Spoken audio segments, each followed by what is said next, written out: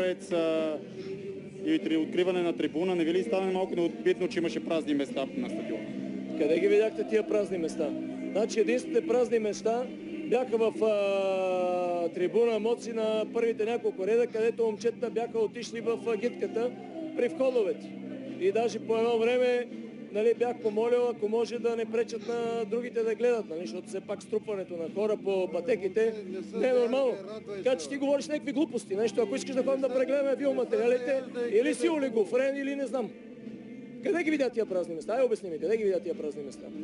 Искаш ли да ти покажа, има турникети, има касови апарати, ако ти при господин Горанов, финансовия министър, да ти покаже колко места са продадени, така че не говориш глупости. С олигофрени не ми се говори. Повече не искам да те виждам и да говоря с тебе.